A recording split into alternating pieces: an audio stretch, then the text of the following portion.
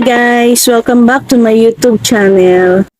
For this video, gagawa tayo ng gender reveal pudding cake. Pero bago ang lahat, kung bago ka pa lang sa aking channel, mag-subscribe ka na at click mo na rin ang bell button para ma-update ka sa aking mga bagong videos. So without further ado, let's get started. So now, gagawa po tayo ng rush order cake. Bali, nag-message sa akin si customer 2 weeks before. Pero dahil nga walang tiwala si ma'am at si sir, naging rush yung order nila. Nag-message sa akin si ma'am madaling araw at nabasa ko na ng umaga. So, yung order nila naging rush na. Kasi hindi tayo dapat gumawa ng cake pag wala pang bayad. Ayan. Tayo ang kawawa pag cancel ang cake na walang bayad. So, as you can see, ang una kong ginagawa dyan ay mag-ganache ng cake. Dahil nga kampante ako at magagawa ko siya sa oras, medyo mabagal pa ako dyan. Nag-chill-chill pa lang ako dyan, ganon. Pero una ko nang nagawa yung mga design at toppers. Para ipapatong at ilalagay na lang mamaya. So, ayan, kailangan lang pantayin ng ganache, ang filling na ganache sa cake. Tapos, saka natin ipapatong yung second layer. So, ayan, kailangan tingnan kung pantay ba ang pagkakalagay. Kadalasang ginagawa kong filling sa aking mga cake ay ganache. Gawa ng ito ay matibay sa cake. Hindi siya basta-basta dumudulas. Hindi siya gaya ng mga buttercream, ganun, madulas siya. Pero depende rin sa pagkakagawa ng buttercream. May buttercream din kasi na matibay. Pero para sa akin, mas gusto ko talaga yung ganyan. Ganyan na feeling. Mas kampante ako sa tibay ng aking ganache. Wow! Ganyan. So ayan, mabalik tayo sa ating rush order cake. Dahil nga alipin tayo ng salapi, kaya tinanggap natin ang order ni ma'am. Pero syempre, pag yung mga rush na yan, kasama na sa presyo ng cake ang rush fee. Hindi pwedeng walang rush fee kasi, kumbaga, pag nagtatrabaho tayo, overtime na yan. Ganon. Pero syempre, wag na natin sabihin kay customer para hindi siya mag-back out. Sayang din ang kita, di ba?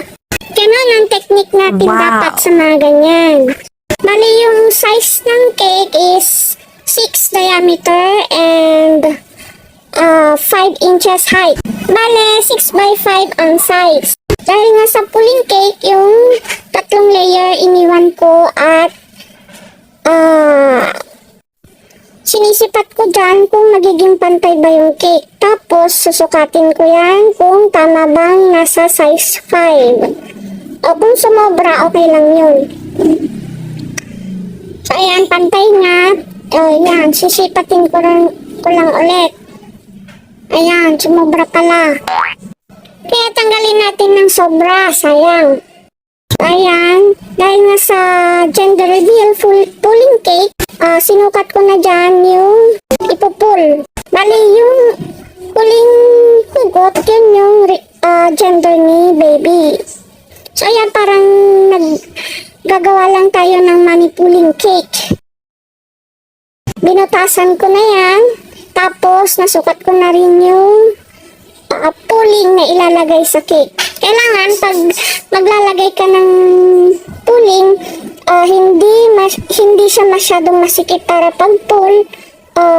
Ano lang siya, yung tuloy-tuloy na ma-roll pa hanggang sa matapos. Kasi pag masikip, mahihirapan si customer na hugutin yung pulling niya.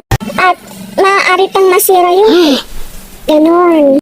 So yan, ganyan lang naman po ako gumawa ng pulling cake. Maski sa manipulling, ganyan lang din. Sanayan lang naman ang paggawa. Kung magkamali ka, okay lang yun. Doon tayo natututo sa pagkakamali. Layer by layer, may ganache pa din. Pantayin lang ang ganache para hindi tabingi ang cake. Hindi kasi magandang tingnan pag tabingi. Tapos, saka natin ipapatong ang last layer. So, ayan. Hindi na matapos-tapos ang aking ganache. Ganyan. Kasi kailangan natin malagyan ng tamang ganache, tamang filling. Para paghiwa ni customer, meron siyang makakain na feeling. Ganon. Para maiwasan natin yung complaint ni customer. Para magkaroon tayo ng magandang feedback sa kanila. At para na rin magkaroon tayo ng regular customer. Kahit naman siguro sino, basta satisfied sa produktong binili nila, babalik at babalik pa rin sila. Kung hindi sila satisfied, asahan mo, hindi na yan sila babalik. Kahit tayo ganun din. Babalikan mo pa ba pag hindi ka naman kontento sa nabili mo, di ba? Kaya kailangan nating siguruhin na maganda, masarap ang produktong ibebenta natin kay customer. Kung kontento na tayo sa ating gawa, siguradong ganun din si customer. Ayan, try na natin yung tuling niya. Ilagay na natin sa loob. Hindi mawawala yung stick. Kailangan yung stick, ipabasok natin sa kabilang side, tagos hanggang sa kabilang side. Kailangan nating siguruhin na pumasok yung stick sa straw na nirol nating tuling. Ayan, yun na, tumagos na sa kabilang gilid. Napaka-importante yung nilagay nating stick para paghugot ni customer, hindi hugot lahat. Ganun. Tapos yan, nilagyan ko na rin ng support na barbecue stick ulit. Pampatibay rin yan sa cake. Para kung sakaling attack sa customer, nahugutin yung kanyang tuling para gusto na niyang malaman kung ano yung gender ni baby, hindi basta-basta bibigay ang ating cake. Kailangan yung barbecue stick na nilagay natin tagos hanggang sa ating drum board. At syempre, sa pagtranspo na rin, hindi yan basta-basta dudulas at hindi rin basta-basta gigewang.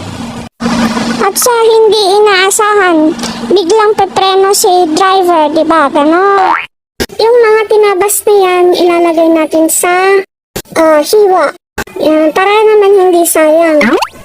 At saka para maging pantay ng ating ibabaw at walang uka.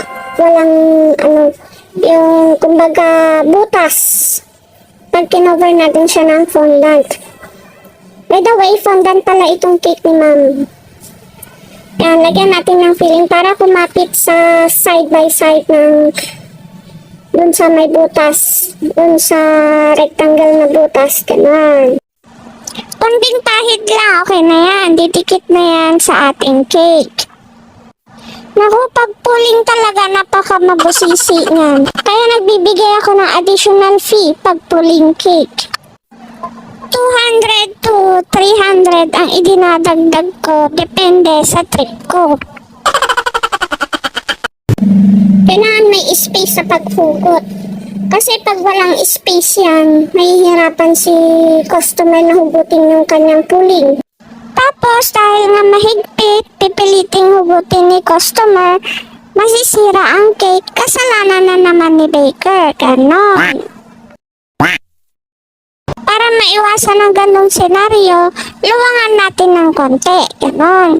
Ayan, lagyan na ulit ng pampadikit doon sa mga side. Yung ganache ang ating nagsisilbing pandikit. Ang presyo pala ng cake na to is 3,000 pesos. Size 6x5, full fondant. Kasama na dyan ang rush fee. So, ilagay na natin yung last na ilalagay sa butas. So, yan. So, ayan, ready na nating lagyan ng ganache sa lahat ng sides. Pagkatapos malagyan ng ganache, ilalagay sa chiller para mag-set ang chocolate. Bago natin i-cover ng fondant. So ayan, maglalagay ulit tayo ng ganache sa ating side ng cake. Kailangan dyan, lahat ng gaps, pag maglalagay ka ng ganache, pantay. Ay, yung mga gaps pala, lagyan mo. Kasi pag hindi nalagyan yung mga gaps, dun lolobo ang ating ating cake. Tapos yung fondant natin, dun din lolobo.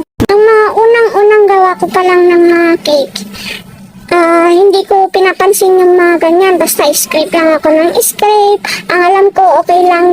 Basta malagyan ng ganache, di pala ganun kasimple.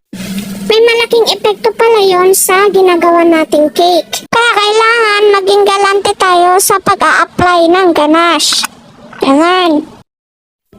Magkakaroon ng bubbles, lolobo, ganun. Kaya dapat lahat ng gaps lagyan natin ng filling, ng ganache kung ganache ang gagamitin natin o kaya buttercream. So ayan, magko-cover na tayo ng fondant. Pag may mga bubbles kang nakita, ipok mo lang ng matulis na karayom, ganun. Bali yung ginamit kong method dyan ay pamiling method. Kaya nilabas ko na yung tuling ng cake. Nadikit ko na. Yan. Tapos nalagyan, mabilis pala yung video ko dito. Hindi ko na malaman kung paano salita ang gagawin ko. So yan, dikit-dikit ko ng lahat ng ganyan. So yan, tapos na ang ating rush order cake. Maraming salamat po sa panonood. Thank you for watching. Don't forget to subscribe. Bye!